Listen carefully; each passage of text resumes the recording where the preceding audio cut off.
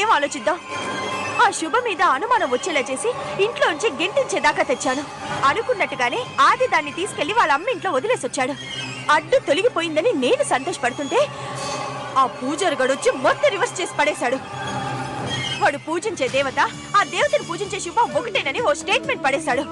దాంతో సినిమాటిక్ గా అందరిలో పశ్చాత్తాపం, క్షమాపణలు, దాని కళ్ళలో ఆనంద బాష్పాలు. డామిట్, విడిపోయి కలుసుకున్న వాళ్ళని మళ్ళీ విడదీయడం చాలా కష్టం. ఏం చెయ్యాలనేది ఆలోచించడానికి నాకు భయం వేస్తోంది. దీన్ని బట్టి నాకు ఒక విషయం అర్థమైంది.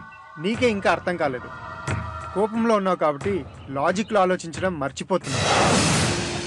ఏంటా లాజిక్? రేపు శుభ మీద ఇంకెవరో ఏదో చెప్తే అది నమ్మేస్తాడు. మనలాంటి వాళ్ళు ఒక దొంగ సాక్ష్యం క్రియేట్ చేస్తే దాన్ని కూడా నమ్మేస్తాడు. స్టెబిలిటీ లేని మెంటాలిటీ వాడిది. అవునా? Yeah, I got it. వాళ్ళిద్దరిని విడతీస్తే నీకొచ్చే లాభం ఏంటా అని. అది టైం వచ్చినప్పుడు నేనే చెప్తాను. అయితే మనకి ఇంకొక అవకాశం ఉందన్నమాట. చాలు, ఇప్పుడు నాకు మళ్ళీ కొత్త ఎంకరేజ్మెంట్ దొరికింది. అత్తయ్య, ఏంట్రా అలా చూసి కూడా చూడకుండా వెళ్ళిపోతున్నావు? నేనేదో మహేష్ గురించి ఆలోచిస్తూ వెళ్తున్నాను అత్తయ్య. పోనీలేరా, మమ్మల్ని మర్చిపోయినా తప్పిపోయిన కొడుకును గుర్తు పెట్టుకున్నావు. అదేంటి అత్తయ్య అలా అంటారు? మరేమనమంటావురా?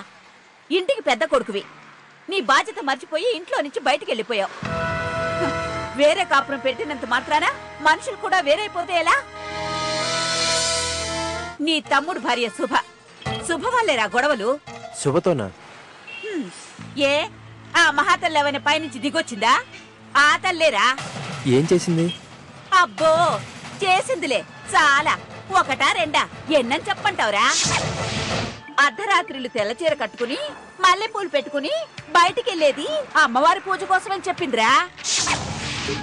అర్ధరాత్రిలో అమ్మవారి పూజ చేస్తారో క్షుద్ర పూజలు చేస్తారో ఎవరికి తెలియదు అనుకుంటుంది. బహుశా తాతయ్య గారు చెప్పుంటారేమో అత్తయ్య. ఆ మాట కూడా అందిలేరా. చేసిందంతా చేసి తాత చెప్తే చేశానంది. సర్లేరా, ఆ తెలపోతే మనకేంటి? చెప్పు చంద్ర. ఓ, నేను ఇంకా గుర్తున్నానన్నమాట. అంటే మీ దృష్టిలో నేను ఎప్పుడో చచ్చిన వాడితో సమానం కదా. అలా అని నువ్వు అనుకుంటే అది నా తప్పు కాదు. నేను అనుకోవడం కాదు, మీరు అనుకుంటున్నారు అంటున్నాను.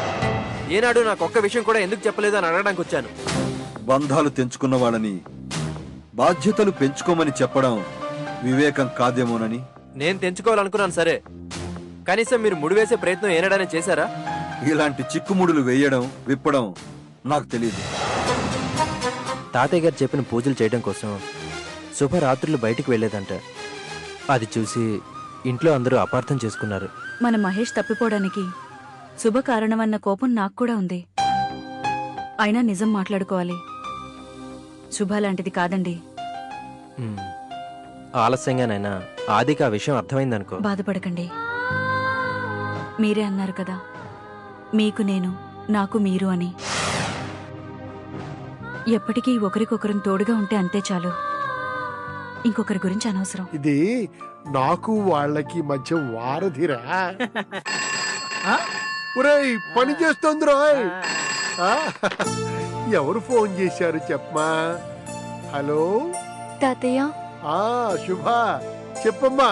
పూజ పూర్తి చేయలేకపోయాను తాతయ్య. మళ్ళీ విఘ్నం కలిగిందా? అవును తాతయ్య, 2వ రోజు పూర్తి చేయగలిగాను, కానీ 3వ రోజు చేయలేకపోయాను.